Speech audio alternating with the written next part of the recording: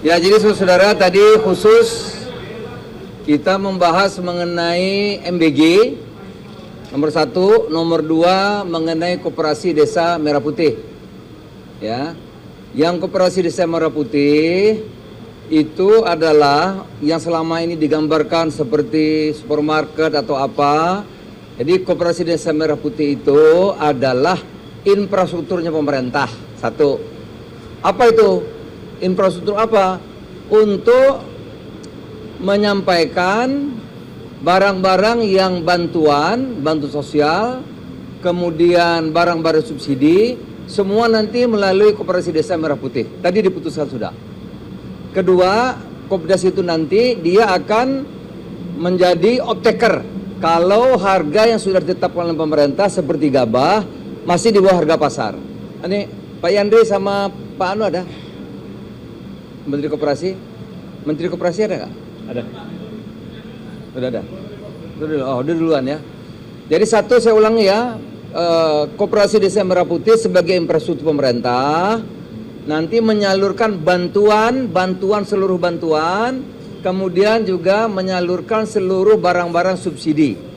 Ya, itu. Nomor 2, dia sebagai optaker. Kalau harga seperti gabah, jagung dan lain di bawah harga yang sudah ditentukan pemerintah, maka koperasi dia bisa optaker sebagai pembeli dari produk-produk pertanian yang sudah ditentukan harganya oleh pemerintah. Nomor 1 itu ya, Koperasi Desa Merah Putih. Nomor 2 tadi mengenai MBG akan menyelesaikan persoalan-persoalan yang selama ini menjadi hambatan atau penyalahgunaan. Kami minta waktu satu bulan, ya, 1 bulan lagi, 1 bulan untuk menyelesaikan, merapikan. Setelah itu langkah-langkah berikutnya kami akan laporkan Bapak Presiden untuk nanti diputuskan, diberi arahan seperti apa keputusan akhirnya. Tetapi kami akan mengkaji lebih mendalam 1 bulan dari hari ini. Saya kira 2 itu yang penting kami putuskan pada malam hari ini. Terima kasih. Salam. Banyak ya, yang penyalahgunaan, kemudian titik-titik yang sudah layak menerima, kemudian sudah begitu banyak titik yang sudah ditentukan tetapi belum ada SPPG-nya, ada yang sudah membangun tapi belum ada, banyak hal ya. 1 bulan ini kita akan paparkan kepada Bapak Presiden untuk nanti diambil keputusan yang tepat seperti apa seharusnya. Saya kira demikian ya, terima kasih.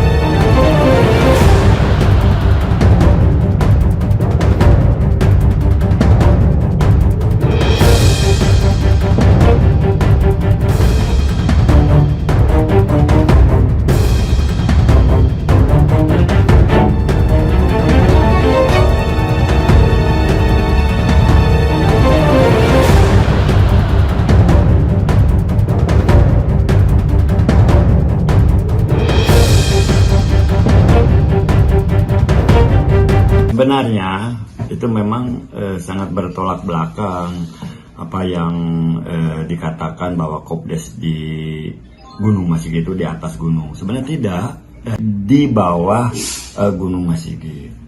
Bahkan itu di lapang, parkir Stone Garden. Dan juga pembangunan itu tidak mengganggu lapang parkir, karena memang diatur lah, jangan sampai posisinya ada di tengah-tengah. Nah, itu 90% lah, ya 90%an ya. Bukan di tengah hutan, ini kan kita tempat lokasi Koperasi Merah Putih dekat juga di perkampungan. Sebelah kanan kita itu perkampungan, di sebelah kiri juga ada perkampungan, cuman ini letaknya di dekat tempat wisata Stone Garden gitu. Jadi bukan di tengah hutan. Ya kalau untuk tempat mah ya pribadi mah ya setuju aja. Mungkin ini kan bukan pilihan satu orang dua orang juga.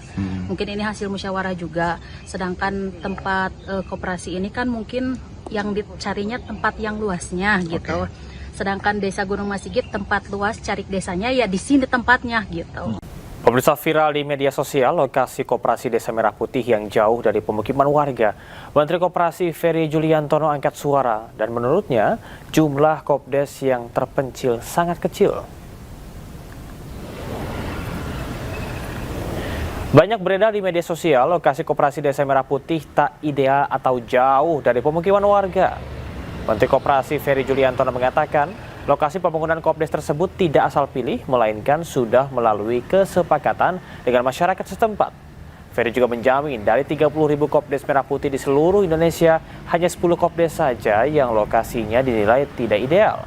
Selain itu, Kementerian Koperasi memastikan 23.000 Kopdes kini tengah dalam pembangunan akan rampung Agustus mendatang. Ini jumlahnya saya sudah hitung. Coba bisa disebutin nggak? Kurang dari 10 dari yang sering kita baca di sosial media. Dari 30.000 yang bulan Agustus pembangunan fisik, gudang gede dan alat kelengkapannya sudah dibangun. 10 yang dalam kondisi yang tidak ideal, menurut saya tidak bisa dikatakan itu kan sedikit persentasenya, dan tentu nanti kita akan lakukan proses verifikasi, validasi, dan tetapi penentuan lokasi itu sudah dimusyawarahkan oleh masyarakat desa dan kepala desa.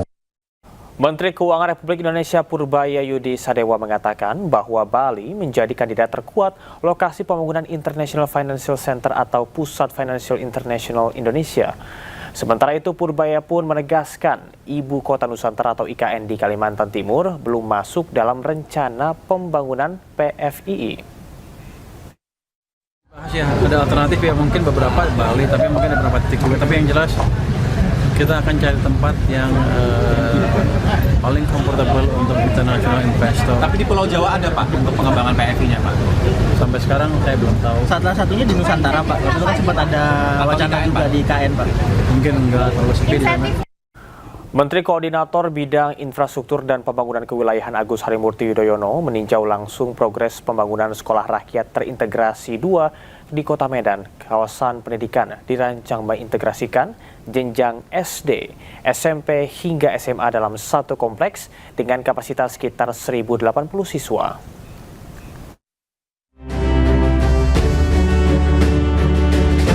Menteri Koordinator Bidang Infrastruktur dan Pembangunan Kewilayahan Agus Harimurti Yudhoyono meninjau langsung progres pembangunan sekolah rakyat terintegrasi 2 Kota Medan Jumat siang. Dalam kunjungannya, Agus Harimurti menegaskan program sekolah rakyat merupakan salah satu prioritas Presiden Prabowo Subianto untuk memperluas akses pendidikan berkualitas sekaligus strategi memutus rantai kemiskinan antar generasi. AHY menambahkan pendidikan merupakan instrumen paling efektif untuk meningkatkan kesejahteraan masyarakat, karena itu negara harus hadir memberikan kesempatan yang sama bagi seluruh anak Indonesia, khususnya yang berasal dari keluarga kurang mampu. Dalam kesempatan tersebut, AHY juga menyampaikan apresiasi kepada pemerintah Kota Medan, Kementerian Sosial, Kementerian Pekerjaan Umum, serta seluruh pihak yang terlibat sejak tahap perencanaan hingga pembangunan fisik sekolah. Salah satu upaya serius pemerintah, dan ini adalah program prioritas Bapak Presiden Prabowo Subianto yang menugaskan Kementerian Sosial dan tentu dibantu secara teknis pembangunannya oleh Kementerian Pekerjaan Umum, di mana saya juga salah satu yang mengkoordinasikan fungsi-fungsi pembangunan infrastruktur di berbagai wilayah. Kita ingin melakukan intersepsi terhadap upaya memutus rantai kemiskinan melalui pendidikan. Pendidikan yang terjangkau, pendidikan yang berkualitas, dan bahkan di sini gratis. Sekolah Rakyat Terintegrasi 2 berdiri di atas lahan seluas sekitar 6 hektar milik pemerintah Kota Medan. Kawasan pendidikan dirancang mengintegrasikan jenjang SD, SMP, hingga SMA dalam satu kompleks dengan kapasitas sekitar 1.080 siswa. Imigrasi Bogor meluncurkan program Medisa yang melayani pembuatan paspor di hari Sabtu. Layanan tersebut bertujuan untuk memudahkan para pekerja yang tak dapat mengurus paspor di hari kerja.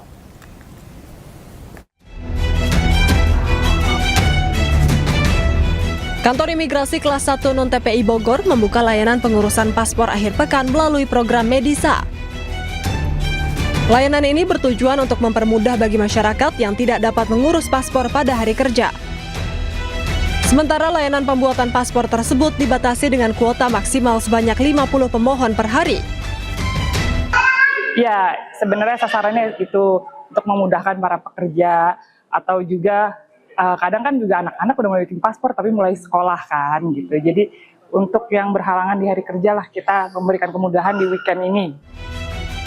Pemohon paspor merasa terbantu dengan adanya layanan ini karena keterbatasan waktu di hari kerja. Mereka juga berharap agar imigrasi dapat menambah kuota bagi pemohon. Membantu sih, apalagi kan kebetulan kemarin ada rencana umroh yang mendadak. Kebetulan ada jadwal hari Sabtu, jadi sangat membantu sekali. Jadi nggak usah motong cuti juga ya. Untuk mendapatkan layanan ini, pemohon harus mendaftar melalui aplikasi M-Paspor terlebih dahulu dan membawa dokumen persyaratan.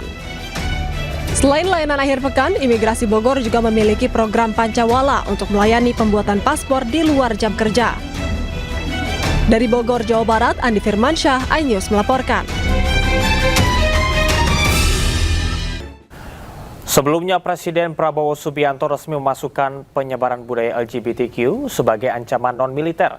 Hal tersebut ditetapkan dalam Peraturan Presiden atau Perpres nomor 111 tahun 2025.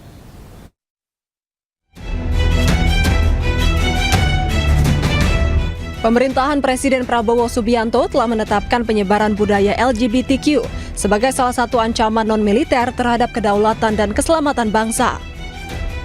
Hal ini tertuang dalam Peraturan Presiden nomor 111 tahun 2025 yang menjadi landasan bagi kebijakan umum pertahanan nasional periode 2025-2029.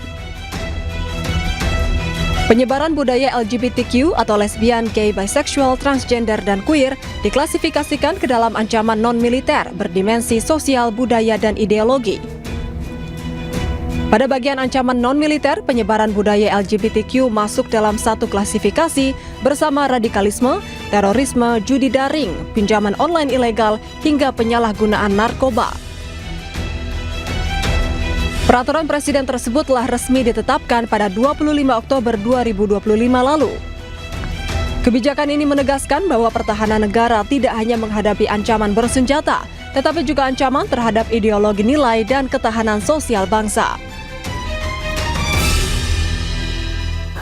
DPR RI menampung aspirasi Majelis Ulama Indonesia untuk membentuk rancangan undang-undang pidana tentang lesbian, gay, bisexual, dan transgender atau LGBT. Sementara itu, wacana pemberantasan LGBT menuai beragam tanggapan dari masyarakat.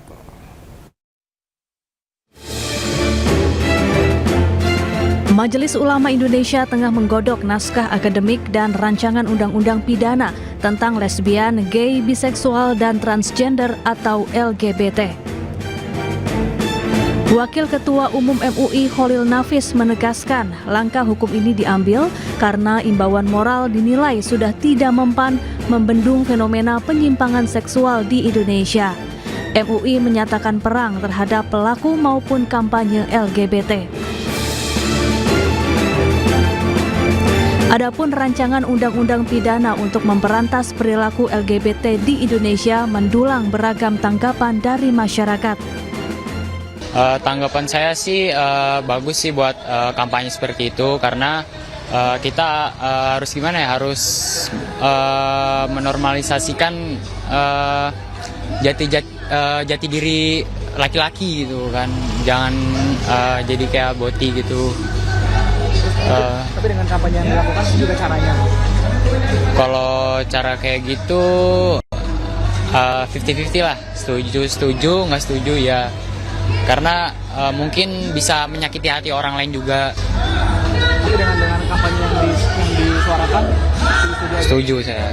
Jadi bisa masyarakat bisa mengetahui apa dampak dari bot ini juga, dan menjadi integritas kita untuk mengenalkan sebenarnya gender kita itu apa sih.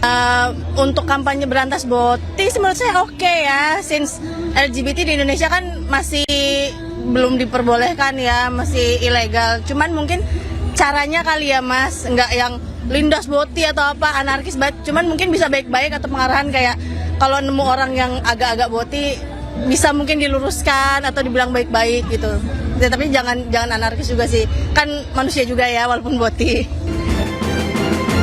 Sementara itu DPR telah menampung aspirasi MUI untuk memberantas LGBT dan akan membahasnya. Tim Liputan iNews melaporkan.